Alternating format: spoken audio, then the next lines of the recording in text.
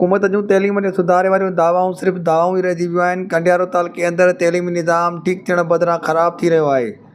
तालुक़े अंदरि केतिरनि ई स्कूलनि में बुनियादी सहूलियतूं न आहिनि, केतिरनि ई स्कूलनि में इमारतूं न आहिनि, जंहिं करे मासूम गुलनि जहिड़ा ॿार पट ते वेही तइलीम पिराइण ते मजबूर आहिनि।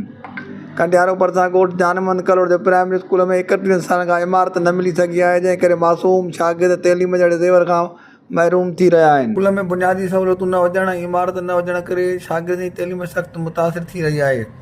कोशिश डिजिटल सां ॻाल्हाईंदे शागिर्दनि ऐं उस्तादनि जो चवणु हो त सहूलियत है या नहीं? जी, स्कूल में जो है बच्चों को बहुत परेशानी है। यहाँ कोई सहूलत नहीं है, बैठने के लिए कोई फर्नीचर नहीं है, स्कूल की बिल्डिंग नहीं है। आप देख सकते हैं यहाँ कितनी धूप में बच्चे दरख्त के पास बैठ के पढ़ रहे हैं। यहाँ वॉशरूम की सहूलत नहीं है। गवर्नमेंट से रिक्वेस्ट है कि प्लीज़ इनके लिए कुछ इंतज़ाम किया जाए, बैठने के लिए कोई स्कूल का, बेंचेस का, वॉशरूम का। आप इधर टीचर हैं, कितने जो स्टूडेंट हैं पढ़ रहे हैं? यहाँ 110 स्टूडेंट्स हैं जो पढ़ रहे हैं। लाइट की सहूलत है? नहीं, लाइट की कोई सहूलत नहीं है यहाँ पे। पीने के पानी की सहूलत है? ना पानी की सहूलत है, ना वॉशरूम की सहूलत है। आप देख रहे हैं यहाँ करीबी मुकाम है, यहाँ मतलब बैठने की जगह नहीं है, ज़मीन पे बैठ के बच्चे पढ़ते हैं। क्या मुतालबा करोगे सिंध हुकूमत से? मुतालबा नहीं, बस एक रिक्वेस्ट है कि बच्चों के लिए प्लीज़ इनकी पढ़ाई अच्छे मुस्तक़बिल के लिए इनके लिए कुछ इंतज़ाम किया जाए। अच्छे स्कूल की कोई बिल्डिंग ठहराई जाए, इनके लिए बैठने के लिए फ़र्नीचर हो, और जो इनकी बुनियादी ज़रूरत है, और वॉशरूम का एक इंतज़ाम किया जाए साथ में। सालार काई क्लास में पढ़ंदा हो? 3। कुछ याद आता आगे? जी सर। बताओ। 1 2 3 4 5 6 7 8 9 10 11 12 13 14 15 16 कहिड़ियूं 17 सहूलियत छा मुतालबो कयो था? साईं मुराद अली शाह साईं खुदा जे वास्ते बिल्डिंग ठहराए ॾियो। साईं मुराद अली शाह साईं खुदा जे वास्ते बिल्डिंग ठहराए ॾियो। मुराद अली शाह असांखे बिल्डिंग ठाराए ॾे खुदा जे वास्ते। ऐं मुराद अली शाह असांखे बिल्डिंग ठाराए ॾे खुदा जे वास्ते। असांखे का बि सहूलियत कोन्हे, पट ते वेठा आहियूं, न पाणीअ जी सहूलियत आहे, पेशाब अचे थो, असां केॾे वञूं, पेट में थो सूर पए, का बि सहूलियत कोन्हे। का असांजे मुराद अली शाह असांखे पट ते वेठा आहियूं, असांखे बिल्डिंग ठाराए ॾे। आहे तव्हांखे? ABCD 1 2 3 ॿुधायो। ABCDEFGHIJKLMNOPQRSTUVWXYZ। स्कूल में नलको बि कोन्हे, वॉशरूम बि कोन्हे, को पेट में सूर थो पए, पट ते वेठा वण जे हेठां, का बि सहूलियत कान्हे, का पको बि कोन्हे, बिजली बि कान्हे का। छा मुतालबो कयो था? मुराद अली शाह असां खुदा वास्ते बिल्डिंग खणाए ॾे। ABCDEFGHIJKLMNOPQRSTUVWXYZ। जब ड्यूटी से पन्ना पड़े पता लगे पहनता तू जे कराची मुते मेरे ईमान ला जेके मजे जान सो तरी तो कि तुझे लतीफ चे जे लतीफ चे तो वटी कमी काना अदल छुटा आना को फेरो का जफदला जो जे तुझे ना बजे भी उड़ाई मंगा रीत मैन रीत उड़न तू छपर तू चावा को जाड़ो का तो के मालूम सबका।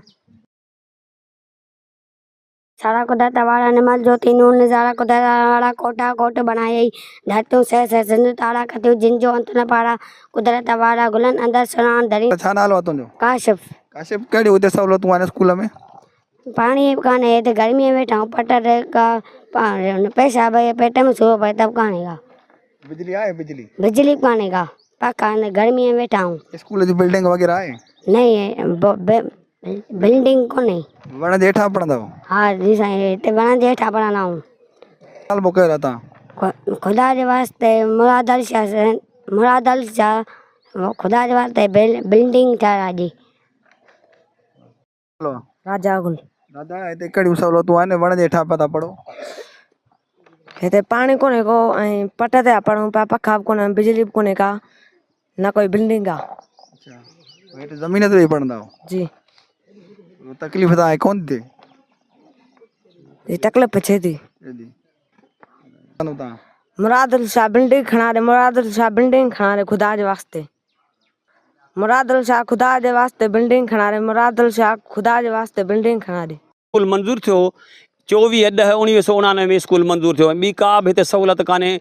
1991 में स्कूल जी बिल्डिंग मंज़ूर थी, जंहिंजी का बि अॼु ॾींहुं अॾावत कान थी आहे। हे बाक़ी पोइ असां ॻोठाणनि जे तरफ़ां असांखे 2 कमरा मिलियल हा, उन्हनि 2 कमरनि में असां 2 उस्ताद पढ़ाईंदा हुआसीं। कुझु शागिर्द घटि आहे, हिन वक़्त जे हिसाब सां 120 शागिर्द थी विया आहिनि असां वटि।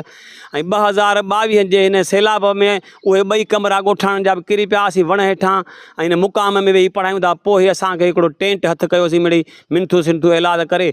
ॿी का बि सहूलियत कोन्हे। असां हिन वक़्तु वज़ीर आला सिंध आसिफ अली ज़रदारी, बिलावल भुट्टो ऐं साईं वज़ीर तालीम सैयद सरदार अली शाह बादशाह, उन खे अर्ज़ु था कयूं त असांखे महिरबानी करे बिल्डिंग बि ॾिए ऐं ॿारनि जे लाइ का फर्नीचर जी सहूलियत बि ॾिए, त जीअं उन खे जेको आहे सो ॿार पढ़ी तालीम वधाईंदा त सिंध वधंदी ऐं साईंअ खे बि दुआ कंदा।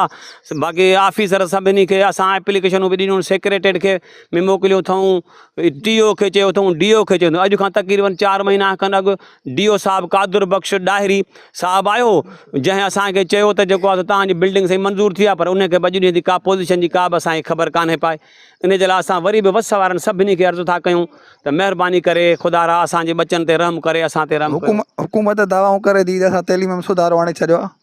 हुकूमत दावाऊं करे थी त असां तालीम में सुधारो आंदो आहे, का बि सहूलियत सुधारे जी कान्हे। तव्हांजे साम्हूं आयो त बचड़ा नंढड़ा हेठि वेठा आहिनि मुक़ाम में वण जे हेठां, इहा तव्हांजे साम्हूं आहे। बाक़ी सिर्फ़ु ॻाल्हियूं त हलनि पियूं थियूं त असां सुधारो आंदो आहे, सुधारो का बि सहूलियत कान्हे, न नलके जी सहूलियत आहे। छा मुतालबो कयो था सिंध जे वॾे वज़ीर तइलीम वारे वज़ीर खां? असां ॿियो को बि मुतालबो कान्हे, न वरी का असांजी लालच आहे। इहो ई मुतालबो था कयूं त असांखे स्कूल जी बिल्डिंग कराए ॾियनि, उन में का फर्नीचर जीअं बचड़नि जे लाइ सहूलियत थी वञे त बचा तालीम वठी इन्हनि मथियनि वॾनि ऑफिसरनि खे दुआऊं कनि। वठी इहो जीअं स्कूल मंज़ूर थियो आहे तॾहिं खां का सहूलियत कान्हे, न लाइट आहे, न पाणी आहे, न बाउंड्री वाल, न बिल्डिंग, कुझु बि कोन्हे। एॾी तकलीफ़ आहे, ॿार गर्मीअ में किरी था पवनि वीचारा, मासूम नंढड़ा नंढड़ा ॿार जेके वेठा आहिनि। हिननि खे इस्पताल वञी था पहुचायूं। असां वॾी कोशिशि था कयूं पढ़ाइण जी, पर छा कयूं, असां मजबूर आहियूं। असांखे का सहूलियत न आहे। असां गवर्नमेंट खां इहो ई मुतालबो कंदासीं त असांखे सहूलियतूं ॾिनियूं वञनि। हुकूमत दावाऊं करे थी त असां तइलीम में सहूलियतूं ॾेई छॾियूं, हिते सहूलियत का बि कोन्हे। न सर, को बि सहूलियत कान्हे। कहिड़ी आहे, बसि रुगो ॻाल्हियूं आहिनि गवर्नमेंट जूं त असां सहूलियत ॾींदासीं। अॼु ॾींहं ताईं को सहूलियत असांखे कोन मिली आहे। असां वटि न फर्नीचर आहे, न लाइट आहे, गर्मीअ में वेठा आहियूं असां। छा मुतालबो कयो था तव्हां? मुतालबो असां कयूं था गवर्नमेंट ऑफ सिंध खां त असांखे बिल्डिंग ठाराए ॾिनी वञे, लाइट जो इंतज़ाम ॾिनो वञे, फर्नीचर ॾिनो वञे, पीअण लाइ मासूम ॿारनि खे पाणी हुजे। असां त पेशाब लाइ बि मोहताज हूंदा आहियूं, त पेशाब किथे कयूं? ख़ुदा न ख़ास्ता हिकिड़ो पेट में सूर कंहिं ॿार खे या उस्ताद खे पए थो, किॾे वञे? मजबूर आहियूं ॾाढो। तव्हां हिन स्कूल जे उस्तादनि ऐं शागिर्दनि जूं ॻाल्हियूं ॿुधूं, उन्हनि जो चवणु आहे त जेको आहे स्कूल में का बुनियादी सहूलियत न आहे। हिन स्कूल जी 1989 इमारत मंज़ूर थी जेका न ठही सघी आहे, जंहिंजे करे शागिर्द जेके आहिनि पट ते वेही तइलीम पिराया आहिनि। हिननि सिंध जे वॾे वज़ीर सैयद मुराद अली शाह ऐं तइलीम वारे वज़ीर खां मुतालबो कयो आहे त हिन मामले जो नोटिस वठी स्कूल खे इमारत ॾियारे बुनियादी सहूलियतूं ॾियनि। कैमरामैन ज़ुबैर अब्बासी सां गॾु इल्ताफ़ सोलंकी, कोशिश डिजिटल, कंडियारो।